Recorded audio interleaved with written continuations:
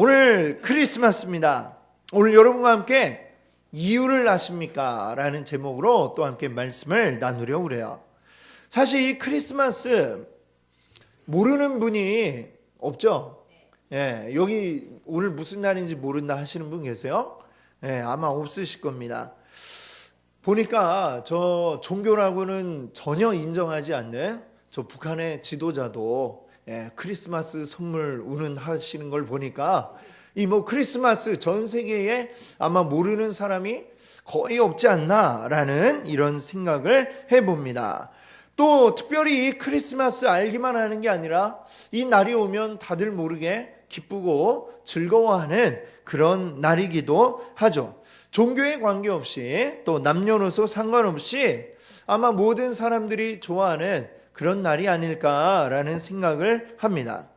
자, 근데 제가 문득 이런 생각이 들더라고요. 사람들이 좋아하는 날이 12월 24일일까 25일일까 이런 생각을 해봤어요. 무슨 말인지 아시죠? 12월 24일도 전체라기보다도 아마 저녁 시간 이후에 이 크리스마스 이브라고 부르는 그때를 좋아할까 아니면 25일 이 성탄절을 좋아할까 라고 이렇게 생각을 해보니까 좀 25일 정작 25일 당일은 좀 약간 굉장히 사람들 조용하게 지나가지 않나 이런 생각이 듭니다. 어제 저녁만 해도 어때요? 이 서울시 이 도로교통 상황을 보여주는 지도를 보니까 전부 다 빨간색, 성탄절이라 빨간색이 아니라 꽉꽉 막혀가지고 빨간색으로 이제 나오는 그것들을 봤습니다. 서울만 그랬겠습니까? 전국이 다 아마 모든 사람들이 대부분의 사람들이 나와가지고 하여튼 어디든 가서 밥이라도 먹든 사람을 만나든 하는 아마 그런 날이 아니었을까라고 생각을 하는데 반면에 이제 정작 당일인 오늘 이 크리스마스에는 어때요? 사람들이 굉장히 차분하게 조용하게 그냥 집에서 이렇게 어젯밤 피로에 지쳐가지고 이렇게 보내는 것도 같고 그런 생각이 듭니다. 생각해 보면 정작 당일인 크리스마스보다 그 전날인 24일이 더 인기가 있다? 더 활발하고 사람들이 그날을 더 기뻐한다? 이런 걸 두고 우리가 뭐라고 이야기할까요? 주객이 전도되었다 이렇게 얘기할 수 있겠죠. 많은 사람들이 크리스마스를 좋아하는데 사실 당일보다 그 전날 밤을 더 좋아하는 것은 무엇 때문일까요? 아마도 이 크리스마스라고 하는 날의 분위기를 더 즐기고 있기 때문이 아닐까? 뭔가 이 크리스마스 다가오면 또 연말도 이제 껴있기도 하고 날도 추워서 그 눈이라도 오면 또 더 막 마음이 설레게 만드는 뭔가 나에게도 좀 뭔가 좋은 일이 생기지 않을까 하는 어떤 그런 분위기, 이런 분위기들이 우리로 하여금 괜히 모르게 무슨 날인지 이것도 모른 채 괜히 흥분되게 만드는 그런 작용을 하고 있지 않나라는 생각을 하게 되었습니다. 그래서 오늘 이 자리에 모인 우리들이라도 사실 우리가 왜 이 날이 기쁜 날이고 이 날이 즐거운 날인지를 한번 생각해 봐야 할 것 같아서 이유를 아십니까? 라는 이 말씀을 제가 하게 되었습니다. 자, 오늘 우리가 함께 읽었던 누가복음 2장의 말씀을 보면 이 어떤 이야기냐면 예수님이 태어나시던 그 날에 들에서 양을 치던 목자들에게 벌어진 어떤 일을 이야기하고 있습니다. 유대인들의 조상은 우리 유대인의 조상 누구 알고 계세요?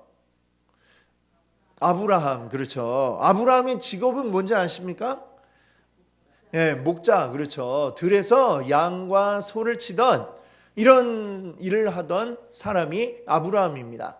그 후로 대대로 사실은 이 유대인들은 이스라엘 사람들은 양을 치고 이런 일들을 쭉 해왔었죠. 그런데 그들의 어떤 직업에 큰 변화가 생기던 계기가 있었습니다. 바로 이들이 이집트에 애굽 땅에 포로가 이제 노예가 된 이후부터는 양치는 이런 일들을 하기보다는 이집트의 큰 공사, 뭐 성을 짓고 피라미드를 쌓고 이런 일들을 또 주로 하게 되었죠. 그래도 그때에도 이들이 양떼, 소떼를 여전히 키우고 있었습니다. 그런데 더 큰 변화를 이제 겪게 된 거는 언제냐면 이들이 가나안 땅에 들어오고 난 이후인 것이죠. 가나안 땅에 들어오고 나니까 가나안은 목축을 하기보다는 농사를 짓기에 적합한 그런 곳이었습니다. 자, 그래서 가나안 땅에 이들이 정착하고 난 후부터는 많은 사람들이 이제 농사를 짓게 되었죠. 벼농사는 아니지만 이 가나안 땅에 자라는 여러 가지 그 농작물들을 키우는 일을 많은 이들이 하게 되고, 이제 양과 소를 키우는 사람들은 아주 극소수의 사람들만 양과 소를 키우게 됐습니다. 특별히 또 이 양떼를 그냥 이 논밭에 내버려 두게 되면 양들이 다 농작물을 뜯어 먹어 버리기 때문에, 그래서 이 양떼를 치는 목자들은 이 마을 근처에는 목장을 이제 딱 울타리를 만들어 놓고 양들을 먹일 때는 어떻게 하느냐? 이제 사람들이 농사 짓지 않는 먼 곳까지 나갔습니다. 먼 곳까지 가기 때문에 뭐 당일치기로 갔다 올 수 있는 게 아니라 한번 길을 떠나면은 몇 개월씩 걸려서 그렇게 양떼를 먹이고 그러다가 이제 몇 달 만에 또 집에 돌아오는 이런 생활을 이 목자들은 하게 되었던 것이죠. 그러다 보니 이 목자들에게는 들판에서 양들과 함께 잠을 자는 일종의 노숙 생활, 이런 것들이 그들에게는 일상이었다, 이렇게 이야기할 수 있겠습니다. 자, 이렇게 양떼를 데리고 양떼를 먹이기 위해 먼 길을 나선 어느 한 목자의 이 무리에 갑작스레 오늘 말씀을 보니까 천사가 나타나게 되었어요. 근데 이 유대인들은 천사를 보면 천사에 대한 굉장한 두려움을 가지고 있습니다. 천사를 본 자는 죽는다, 아마 이런 그런 신앙이 있었던 것 같아요. 그러다 보니 이 목자들도 깜짝 놀랐죠. 자기들 앞에 나타난 낯선 어떤 그 존재가 있는데 천사로 보이는데, 이야, 천사를 봤구나, 이제 나는 가는구나. 어디로요? 이 세상을 떠나서 이제 가겠구나, 이 생각을 하고 있는데, 그러면서 이제 두려워했겠죠. 근데 오늘 10절 말씀을 보니까 천사가 뭐라고 이야기했어요? 10절을 한번 우리 같이 한번 읽어보겠습니다. 천사가 이르되 무서워하지 말라. 보라, 내가 온 백성에게 미칠 큰 기쁨의 좋은 소식을 너희에게 전하노라. 아멘. 천사가 얘기합니다. 겁내지 마세요. 얘기하죠. 두려워하지 마라. 그러면서 뭐라고 하느냐? 내가 온 백성에게 미칠 큰 기쁨의 좋은 소식, 듣기만 해도 기뻐지는 아주 좋은 소식을 내가 너희에게 전하기 위해 왔다라고 이렇게 얘기합니다. 그러면 그 소식은 어떤 소식일까요? 11절에 이야기하고 있습니다. 오늘 다윗의 동네에 너희를 위하여 구주가 나셨으니 곧 그리스도 주시니라. 아멘. 다윗의 동네는 어디냐? 다윗이 그 고향이 베들레헴입니다. 나중에 왕이 되고 난 다음에 예루살렘에 살았지만 그 원래 태어나고 자란 고향은 베들레헴이죠. 다윗의 동네라고 하는 곳은 바로 베들레헴. 그 베들레헴에 예수님이 태어나셨다라는 이야기를 이 천사가 전해주고 있습니다. 자, 더 중요한 것은 11절 말씀 한번 우리 다시 한번 우리 읽어볼까요? 11절. 자, 함께 읽습니다. 오늘 다윗의 동네에 너희를 위하여 구주가 나셨으니 곧 그리스도 주시니라. 자, 예수님이 너희를 위해 오셨다 얘기해요. 누구를 위해서요? 우리를 위하여. 우리를 위하여 바로 이 예수님이 오셨다라고 하는 것이죠. 이게 바로 우리가 오늘 기뻐해야 할 이유인 줄 믿습니다. 바로 여러분, 오늘 이 자리에 모인 여러분을 위해서 우리 예수 그리스도께서 오셨기 때문에 우리는 기뻐해야 하는 것입니다. 자, 마태복음으로 가보면 마태복음에도 예수님 태어나실 때의 이야기가 있어요. 예수님 오신 것을 알았던 어떤 한 사람의 이야기가 나옵니다. 그는 누구냐? 바로 헤롯 왕입니다. 헤롯 왕.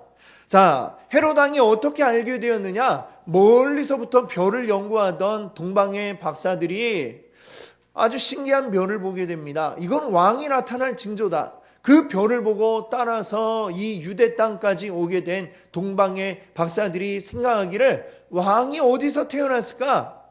당연히 왕궁이겠지? 아주 상식적으로 생각을 하고 헤롯의 왕궁에 오게 되었죠. 이곳에 혹시 왕이 태어났습니까? 물어보니까 헤롯이 어때요? 왕은 한데 누가 또 태어났단 말인가? 당황했을 겁니다. 그들에게 이 왕이 어디에 태어났는지 이제 그 학자들에게 수소문해보고 이제 어디에서 태어나게 되었을까? 이제 이 학자들이 구약의 성경을 찾아보니 베들레헴에 태어났을 것이다 라는 이야기를 전해주죠. 그래서 동방 박사들에게 전합니다. 아마도 베들레헴일 것이요. 가서 만나시오 왕을. 이렇게 얘기를 하죠. 그러고 나서 헤롯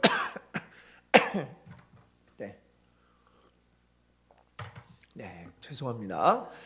헤롯 왕은 그러고 나서 생각을 합니다. 왕은 나 한 사람으로 족한지 누가 또 필요해? 이렇게 하죠. 그는 분명히 왕이 태어났다라는 소식을 들었지만 그 왕을 제거하기로 결심을 합니다. 그래서 어떻게 해요?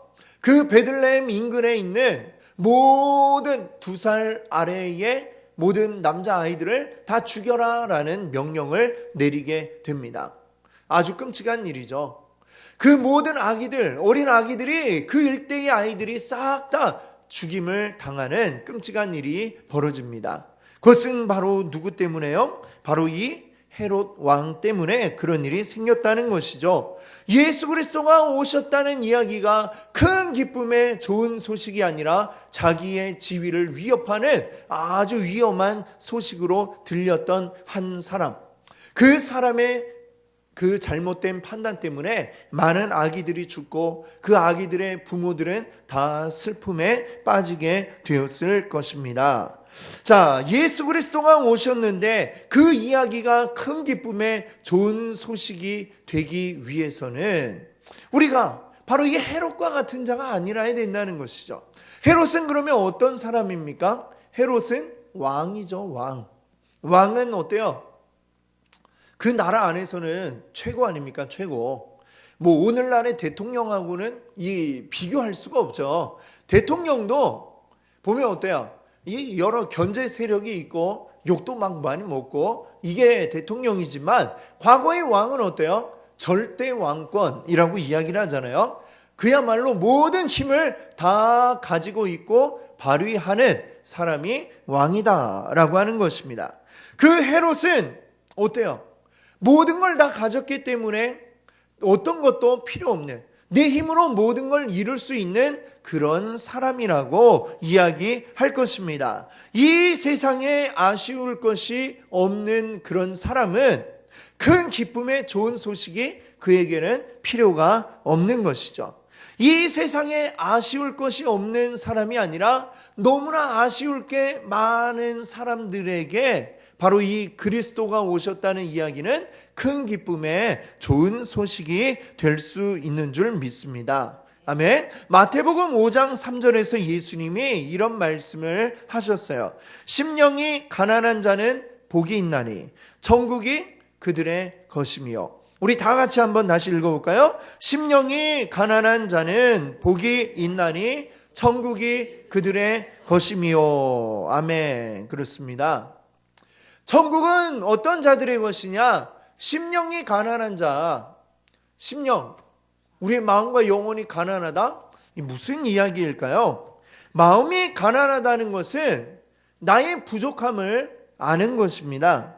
영적으로, 육적으로, 또 우리의 심적으로 모든 부분이 나는 부족하다라고 하는 사실을 깨닫는 사람이 마음이 가난한 자다, 이렇게 이야기할 수 있겠습니다.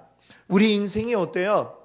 헤롯 왕 같은 자는 나는 모든 걸 다 가졌다, 나는 더 이상 무엇이 필요 없다, 나의 왕권만 잘 유지하고 있으면 된다, 아쉬울 게 없어 라고 생각했을지 모르지만 우리의 인생은 어떻습니까? 우리 인생에는 부족한 것이 너무나도 많습니다. 우리 인생에 어떤 것이 완벽한 자가 있을까요? 헤롯도 착각을 했던 것이죠. 헤롯에게 너무나도 부족한 게 많지만 그걸 깨닫지 못하고 있는 것일 뿐이죠. 반면에 목자들은 어떻습니까? 큰 기쁨의 좋은 소식을 들었던 목자들, 이스라엘 사회 가운데서는 목자들은 그리 환영받는 존재들이 아니었죠. 왜? 양떼를 거느리고 나타나면 우리 논밭 저 양떼들이 다 뜯어 먹어버리면 어떡하지? 경계의 눈빛으로 목자들을 대했습니다.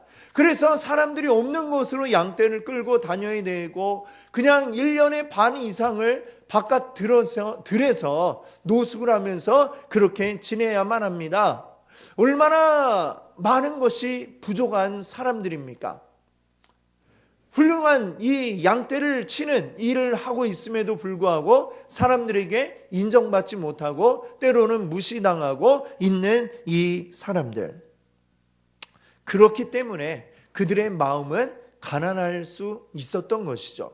그렇기 때문에 천사는 그들에게 와서 예수 그리스도가 너희에게 오셨다. 큰 기쁨의 좋은 소식을 너희에게 알려주겠다라고 이야기했을 것입니다.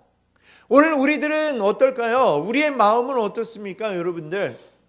더 이상 부족한 게 없다 이런 마음입니까? 아니면 너무나도 올 한 해 너무 부족한 게 많았어. 내 힘으로 열심히 노력해봤지만 될 수 없는 게 너무나도 많았어. 어떤 게 여러분의 마음을 대변하는 이야기가 될까요? 내 힘으로 되지 않는 것, 이런 것들을 수없이 경험한 분들이라면 그분들이 바로 마음이 가난한 분들인 줄 믿습니다. 바로 그런 분들에게 예수 그리스도는 큰 기쁨의 좋은 소식이 될 수 있을 것입니다. 여러분, 오늘 12월 며칠이에요? 25일. 그렇죠. 달력을 보시면 이제 올해가 얼마 남았어요?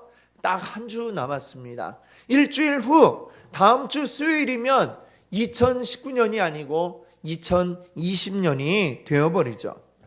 여러분, 올 한 해를 쭉 돌이켜보시면 여러분 마음에 어떠신가요? 많은 일들이 있었죠. 그 중에 좋은 일, 기쁜 일도 있었겠지만 힘들었던 순간들, 또 너무나 고통스러웠던 순간들도 여러분 가운데 있었을 것입니다. 아마 그것 때문에 여러분들의 마음이 가난하다라고 느끼시는 분들도 계셨을 거예요. 더 나아간다면은 정말 내 인생이 내 생각과 내 뜻대로 나의 계획대로 되는 게 아니구나라는 것을 또 절감하셨을 순간들이 아마 여러분들에게 있었을 것입니다. 우리가 돈이 없어서도 가난하지만 돈 때문에 우리가 가난한 게 아니라 정말로 이 인생의 부족함을 온전히 깨달으셨다면 여러분의 삶도 이 여러분의 마음도 가난한 그런 자인 줄 믿습니다. 그럴 때 우리 온전히 기억할 수 있기를 바랍니다.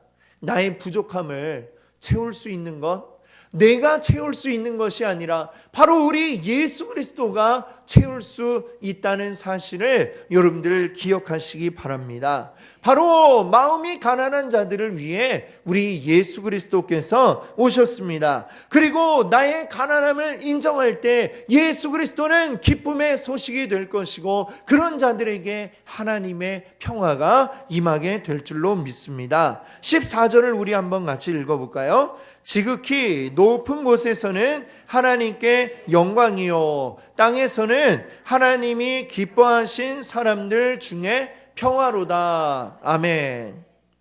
하나님이 예수 그리스도를 보내실 때 하나님께도 영광이지만 이 땅 가운데서는 그 하나님이 기뻐하신 사람들, 하나님 누굴 보고 기뻐하시겠어요?